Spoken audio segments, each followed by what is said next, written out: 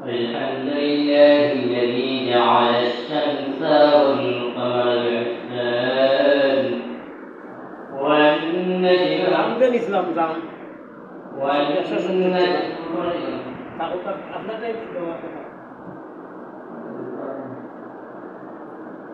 لله الذي جعل الشمس والقمر بحسبان والنجم والشجر يسجدان وفضل زمانا على زمان كما فضل مكانا على مكان وإنسانا على إنسان ونشهد أن سيدنا وسندنا وحبيبنا وحبيب طبيبنا وطبيب قلوبنا ومولانا محمدا عبد الله ورسوله الذي أرسل إلى الناس كافة بشيرا ونذيرا وداعيا إلى الله بإذنه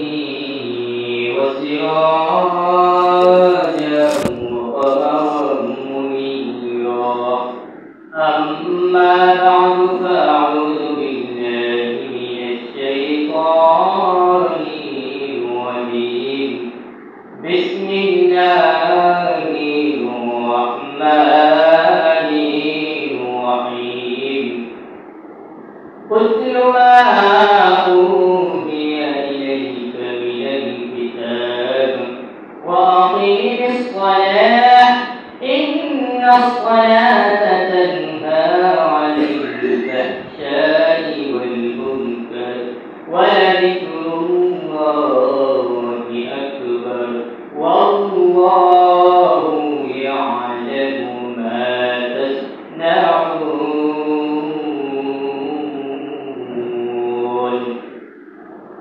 وقال النبي العربي صلى الله عليه وسلم الصلاة عماد الدين فمن أقامها فقد أقام الدين ومن تركها فقد هدم الدين.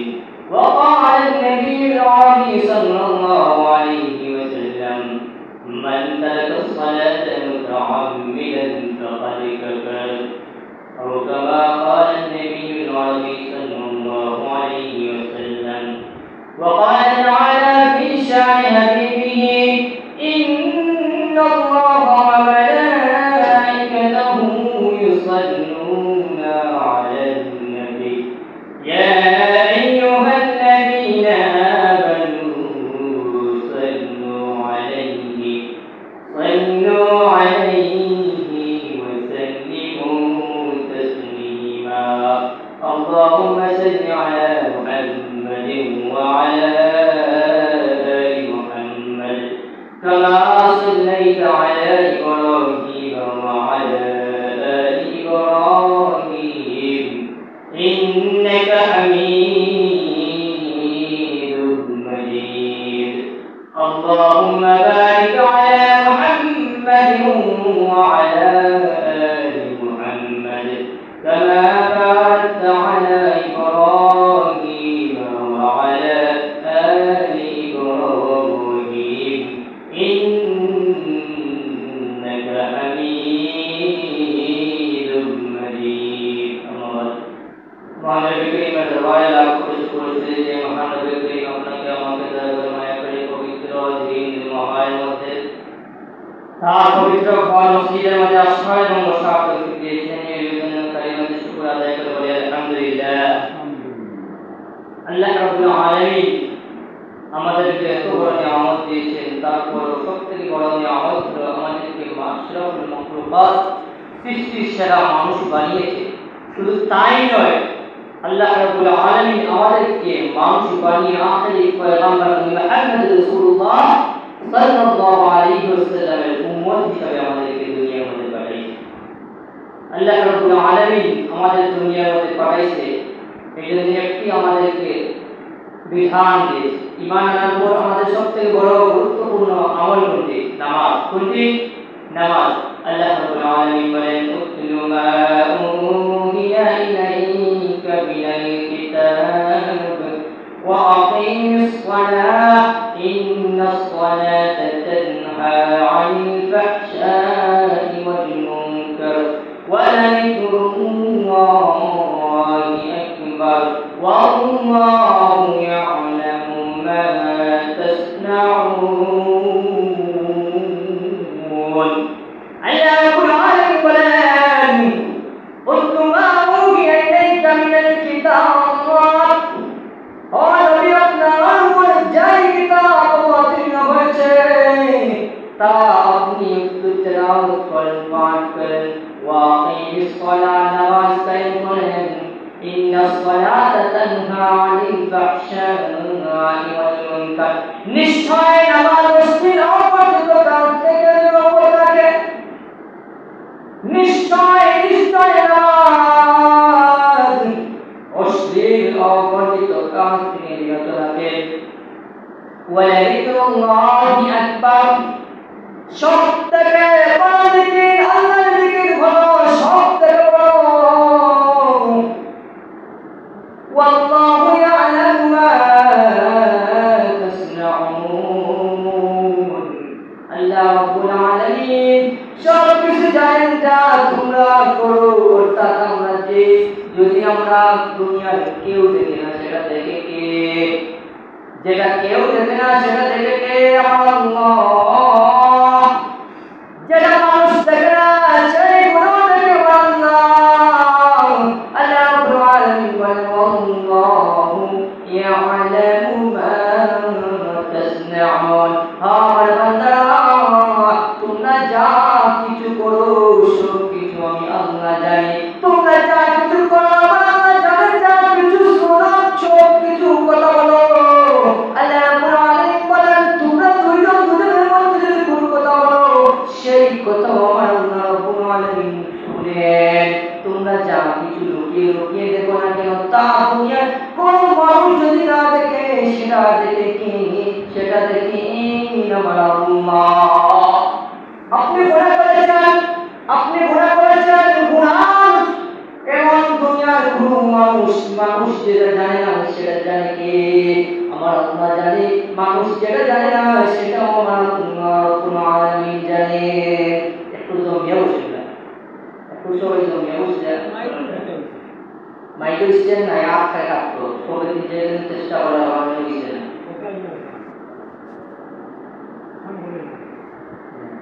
এটা আপনার দরাত গেলে এটা মাইকেল আমার কত সময় কে বলব, আর এটা করার গেলে দিয়ে দাঁড় করাবার চেষ্টা করো। আল্লাহ রাব্বুল আলামিন বলেন আল্লাহু ইয়া'লামু মা তাসনাউন, তোমরা যা কিছু করে সব কিছু জানেন কে? সব কিছু জানেন আমার আল্লাহ। আমরা ঈমান এনেছি, আমরা কি এনেছি? প্রথমে ঈমান এনেছি। ঈমানের পর সবথেকে বড় ইবাদত হচ্ছে নামাজ। সবথেকে বড় কাজ কি? ইবাদত কি? নামাজ। এজন্য আমাদের নামাজ পড়তে হবে। আল্লাহ রাসূল সাল্লাল্লাহু আলাইহি ওয়াসাল্লাম বলেন আস-সালাতু ইবাদুদ্দিন, নামাজ হলো দ্বীনের পুঁজি। ফামান আকামাহা ফাকাদ আকামাদ-দ্বীন, যে নামাজকে আঁকড়িয়ে ধরলো সে দ্বীনকে আঁকড়িয়ে ধরলো। ওয়ামান হাদামাহা ফাকাদ হাদামাদ-দ্বীন, যে নামাজকে ছেড়ে দিল, যে নামাজকে আঁকড়িয়ে ধরলো না, নামাজের প্রতি অবহেলা করলো, সে যেন কি ছেড়ে দিল? দ্বীনও ছেড়ে দিল। আল্লাহ হাবিব সাল্লাল্লাহু আলাইহি ওয়াসাল্লাম হাদিসের মধ্যে বলেন মান তারাকা সালাতা মুতাআম্মিদান ফাকাদ কাফার, যে ব্যক্তি ইচ্ছাকৃতভাবে নামাজ ছেড়ে দিল সে যেন কাফির হয়ে গেল। নাউযুবিল্লাহ। নামাজ কে ছাড়তে পারে? কোন মুসলমান আমি মানেছি, আমি কলিমা পড়েছি, আমার পক্ষে কখনো নামাজ ছাড়া সম্ভব নয়। আমি মুসলমান, একজন মুসলমান হয়ে নামাজ ছাড়তে পারে সেটা কখনো সম্ভব না, কখনো সম্ভব নয়। মুসলমান হয়তো তার নামাজ ছাড়া হইতে পারে, কিন্তু মুসলমান কখনো নামাজ ছাড়তে পারে না। আল্লাহ রাসূল সাল্লাল্লাহু আলাইহি ওয়াসাল্লাম নামাজের প্রতি এত যেই নবীর জন্য গোটা আসমান গোটা জমিন সব কিছু সৃষ্টি করেছেন আল্লাহ রাব্বুল আলামিন, সেই নবী আমাদের মধ্যে দাঁড়াইতেন, এত লম্বা করে নামাজ পড়তেন, নদীর পা দুটি যেমন ফুলে ফেটে যাইত, পানি বাইরে হইত এরকম টুকরো। আল্লাহ নবীর জন্য আল্লাহ রাব্বুল আলামিন এই গোটা দুনিয়া সৃষ্টি করেছেন। সেই নবী এত কষ্ট করে নামাজ পড়তো, আর আমরা মুসলমান হয়ে কেমন ভাবে নামাজ পড়ি। আল্লাহ রাসূল সাল্লাল্লাহু আলাইহি ওয়াসাল্লাম সিজদার মধ্যে যখন যাইতেন, নবীর সিজদার মধ্যে আল্লাহকে এমন ভাবে ডাকতেন, মা আয়েশা বলে আমি ভাবতাম আল্লাহর নবীর সিজদা এত লম্বা হইতো, আমি ভাবতাম আল্লাহর রাসূল যেন দুনিয়া থেকে চলে গেছে।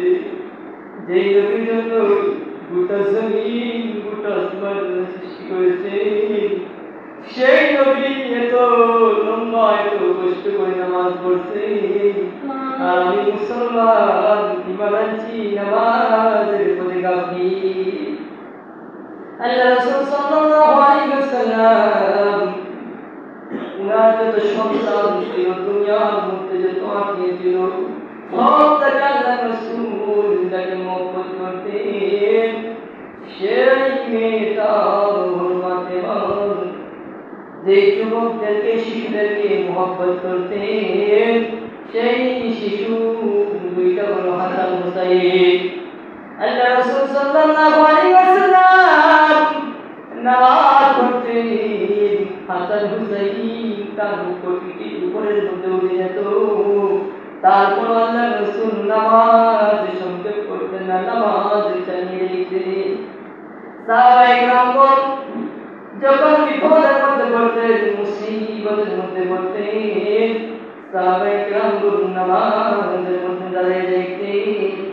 একজন সাহাবী নামাজের মধ্যে দাঁড়াইছে, পিছন থেকে কাফির তীর মারছে, সাহাবীর শরীরের মধ্যে সাহাবীর পায়ের মধ্যে তীরটা গাইটা এমন ভাবে জখম হয়ে গেছে, বিষাক্ত তীর যন্ত্রণায় ছটফট করার কথা। কিন্তু সাহাবী নামাজের মধ্যে দাঁড়াইছেন, সাহাবী নামাজের মধ্যে দাঁড়াইছে, না বলতে পারে না তার শরীরের মধ্যে কেমন ভাবে তীর ঢুকছে। এরকমই ছিল তাদের নামাজ। আর আমরা মুসলমান দাবি করি কিন্তু নামাজ পড়ি না। আল্লাহ রাসূল সাল্লাল্লাহু আলাইহি ওয়াসাল্লাম বলেন, যে ব্যক্তি নামাজকে চাইনা দিল, সেই যেন দিনকে চাইনা দিল। নামাজ হলো দিনের প্রতি দিন, নাই নামাজ নাই। আল্লাহ রাব্বুল আলামিন বলেন, উতলু মা উহিয়া ইলাইকা মিনাল কিতাব, হে নবী আপনার উপর যে কিতাব নাযিল আল্লাহ করেছেন, এই কিতাব থেকে আপনি তেলাওয়াত করেন। ওয়াকিমিস সালাহ, নামাজ কায়েম করেন, নামাজ কায়েম করেন। এখন রাসূল বলেছেন, রাসূলকে আল্লাহ হুকুম করেছেন নামাজ কায়েম করার জন্য। আমরা কি করব? নামাজ কায়েম করব। কিভাবে কায়েম করব? রাষ্ট্রীয়ভাবে কায়েম করব। এখন রাষ্ট্রীয় কোথায় যারা আছে তারা নামাজ কায়েম করতেছে না। এখন আমার দায়িত্ব, আপনার দায়িত্ব কি? সব থেকে বড় দায়িত্ব হলো আমার ঘরকে আমি নিয়ন্ত্রণে, আমার ফ্যামিলিটা তো আমার নিয়ন্ত্রণে, আমি এদেরকে নামাজের জন্য তাগিদ করব। আল্লাহ রাসূল সাল্লাল্লাহু আলাইহি ওয়াসাল্লাম মৃত্যুর সন্নিকটে তখন তিনি উম্মত বলেছেন, নামাজ নামাজ নামাজ, ও আমার উম্মতেরা নামাজ। রাসূল মৃত্যুর সময় যখন বই আসে, মা আয়েশা বলেন, আমার রাসূল জিজ্ঞেস করলেন, এখন কোন সময়? নামাজের কোন সময়? মা আয়েশা বলেন, ইয়া রাসূলুল্লাহ, এখন আসরের ওয়াক্ত হয়ে গেছে। আপনার অপেক্ষা করতে করতে সাহাবায়ে কেরাম কাঁদতে কাঁদতে আমার বাবার ইমামতে নামাজের মধ্যে দাঁড়িয়ে গেছে।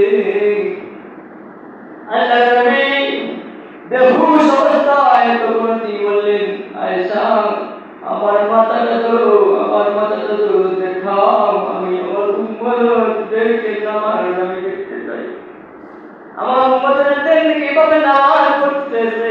নামাজ আমি দেখতে চাই, এই নামাজ প্রতিষ্ঠা করার জন্য, আল্লাহর বিধান প্রতিষ্ঠা করার জন্য আমি তায়েফের ময়দানে মার খাইছি, ওহুদের ময়দানে নিজের দাঁত মুবারক শহীদ করছি, শুধু ইসলামের জন্য, এই নামাজ প্রতিষ্ঠা করার জন্য।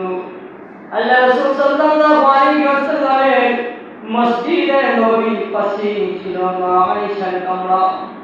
মা আয়েশা আল্লাহ রাসূল সাল্লাল্লাহু আলাইহি ওয়াসাল্লামের মাথা মুবারক উঠিয়ে ধরলেন এবং দেখাইলেন একটি দৃশ্য। সেই দৃশ্য হলো নামাজের দৃশ্য। আল্লাহ রাসূল সাল্লাল্লাহু আলাইহি ওয়াসাল্লাম নামাজের এই দৃশ্য দেখিয়ে উনি মুস্কি আসলেন। মা আয়েশা জিজ্ঞেস করলেন, ইয়া রাসূলুল্লাহ, আপনি এত মুসিবতের সময় মৃত্যুর সন্নিকটে দাঁড়িয়ে কেন আপনি হাসতেছেন? আল্লাহ রাসূল বললেন, তোমার বাবার মতে যে নামাজটা পড়া হইতেছে, এই নামাজের জামাত শুধু আমি দেখতেছি না, আমার আল্লাহ দেখাইতেছে। কিয়ামতের আগ পর্যন্ত আমার উম্মত যারা আসবে তারাও এইভাবে জামাতের মধ্যে জামাত আদায় করবে। আল্লাহ রাসূল সাল্লাল্লাহু আলাইহি ওয়াসাল্লাম মৃত্যুর সময়ও কি বলেছেন? একটি কথা আমি সবথেকে বেশি বলেছেন, নামাজ নামাজ নামাজ। নামাজের কথা আল্লাহ রাসূল সাল্লাল্লাহু আলাইহি ওয়াসাল্লাম বলেছেন, কিন্তু মুসলমান হয়ে আমরা নামাজ পড়ি না। আমি ঈমান আনছি, ঈমান আনার পর আমি মুসলমান, প্রথম কাজ হলো নামাজ। আল্লাহ রাসূল সাল্লাল্লাহু আলাইহি ওয়াসাল্লাম বলেন, আউয়ালু মা ইহাসাবু বিহিল আবদু ইয়াওমাল কিয়ামাতিস সালাত। কিয়ামতের সময় সর্বপ্রথম কোন আমলটা হিসাব হবে? নামাজের হিসাব। আমি মুসলমান, একজন মুসলমান সে নামাজ পড়তে পারে না, এটা হতে পারে। আমি ঈমান এনেছি, আমি নামাজ পড়ব না, সেটা কখনো হতে পারে না। মুসলমান কিন্তু নামাজ পড়ে না, এই দৃশ্যটা মুসলমানের জন্য নয়, এই কাজটা মুসলমানের জন্য নয়। আল্লাহ রাসূল সাল্লাল্লাহু আলাইহি ওয়াসাল্লাম বলেন, মান তারাকা সালাত মুতাআম্মিদান ফাকাদ কাফার। নাউযু বিল্লাহি মিন যালিক। যে ব্যক্তি ইচ্ছাকৃতভাবে নামাজ ছেড়ে দিল সে যেন কাফের। নাউযু বিল্লাহি। ইচ্ছাকৃতভাবে নামাজ কাজা হইতে পারে, নামাজ কি হতে পারে? কাজা হতে পারে, কিন্তু নামাজ মুসলমান ছাড়তে পারে না। ইমাম আহমদ ইবনে হাম্বল রাহিমাহুল্লাহ বলেন, যে ব্যক্তি নামাজ পড়ে না, এই হাদিস দিয়ে উনি দলিল দেন, যে ব্যক্তি নামাজ পড়ে না সে কি হয়ে গেছে? কাফের হয়ে গেছে, তাকে কতল করে দেব। কত বড় শাস্তি! নামাজ পড়ে না, মুসলমান, কিন্তু নামাজ ছেড়ে দিয়েছে, তাকে কতল করে দেব, সে কাফের হয়ে গেছে। ইমাম মালিক বলেন, মুসলমান সে নামাজ পড়ে না, সে কি করে না? নামাজ পড়ছে না, সে ফাসিক, তাকেও কতল করে দেব। ইমাম আবু হানিফা ওমর ইবনে সাবিত রাহিমাহুল্লাহ বলেন, নামাজ পড়ছে না, তাকে কি করো? শাস্তি স্বরূপ কারাগারের মধ্যে তাকে নিক্ষেপ করো। যতদিন পর্যন্ত সে নামাজ না পড়বে ততদিন পর্যন্ত কারাগারের মধ্যে থাকবে। সে নামাজ যদি না পড়ে হাত্তাল মওত পর্যন্ত কারাগারে মরুক, কিন্তু মুসলমান কিন্তু নামাজ ছাড়তে পারে না। আমরা ওগুলো মুসলমান, আমি দাবি করি, কিন্তু আমি নামাজ পড়ি। আল্লাহ বলেছেন নামাজ কায়েম করার জন্য, নামাজ প্রতিষ্ঠা করার জন্য, কিন্তু আমরা কি করতেছি? বলছে কিভাবে? রাষ্ট্রীয়ভাবে। এখন রাষ্ট্রীয় আইনে মুসলমানদের নেই, মুসলমানদের অধিকার নেই, এখানে সবাই আছে, তাহলে কে কায়েম করবে নামাজ? কে কায়েম করবে? আমি তো আমার ফ্যামিলি নিয়ন্ত্রণ, আমি আমার কাছে, আমার ফ্যামিলি নিয়ন্ত্রণ আমার কাছে। মহিলারা নামাজ পড়ে না, এখন আমি কি করি? যদি তাদেরকে নামাজ পড়বো না, বলো নামাজের অবস্থা হচ্ছে নামাজ পড়ো, তারা বলে না পড়বো না, খাবার বন্ধ। কি বন্ধ? খাবার বন্ধ। কয়দিন থাকবে? আনাকে কয়দিন থাকবে? নাকে মানুষ থাকতে পারে? এটা তো আমার নিয়ন্ত্রণে আছে, আমার বর্তমান নিয়ন্ত্রণে আছে। তাহলে আল্লাহ বলেছেন ওয়াকিমুস সালাহ, নামাজ কায়েম করো, নামাজ প্রতিষ্ঠা করো। এটা আমার গড়ের মতো তো প্রতিষ্ঠা করতে পারে। তারপরে হাদিসের মধ্যে এসেছে আল্লাহ রাব্বুল আলামিনের কাছে সব থেকে পছন্দনীয় কয়েকটি আমল, একটি আমল হলো কনকনে শীতের রাতে একজন ব্যক্তি, পুরুষের কি হয়েছে, গোসল ফরজ হয়ে গেছে, ওটা স্বপ্ন দোষ হয়েছে, এখন কি করবে? কনকনে শীতের রাতে সে যদি ফজরের সময় এই ঠান্ডার মধ্যে গোসল করে, নামাজ পড়ে, এই গোসল কাল কিয়ামতের ময়দানে তার জন্য সুপারিশ করে। এই গোসল কিয়ামতের ময়দানে তার জন্য সুপারিশ করবে। কেন গোসল করছে? পবিত্রতা অর্জনের জন্য সে গোসল করছে, নামাজ পড়বে। এরপর আছে মানুষের ধারণা, বাদ ধারণা পাপের মূল। একজন রাত গোসল করছে, তার স্বপ্ন দোষ হইতে পারে, পুরুষ স্বপ্ন দোষ হইতে পারে। এখন আমি তার প্রতি উদাহরণ রাখতাম, সে গোসল করছে, চাইলে তো সকালে গোসল করতে পারে, কিন্তু রাত্রে কেন গোসল করবে? ফজরের নামাজ যাতে কাজা না হয়, এই জন্য এই যে সে কনকনে শীতের রাতের মধ্যে গোসল করে নামাজের মধ্যে দাঁড়াইল, আর কিয়ামতের ময়দানে সে জাহান্নামের দিকে তার ফিরিস্তারা ঠাইয়া নিতে চাইবে, জাহান্নামের দিকে ঠাইয়া নিতে চাইবে। ওই গোসল সাক্ষী দিবার লাগে আল্লাহ, সে তো নামাজ পড়ে, সে তো আপনাকে ভয় করে, আপনাকে ভয় পেয়ে সে কি করছে? রাত্রে নামাজ পড়ে, গোসল করছে, গোসল করে নামাজ পড়ছে। তাহলে সে জান্নাতে কেন হলো? এই গোসল তার সুপারিশ করছে না।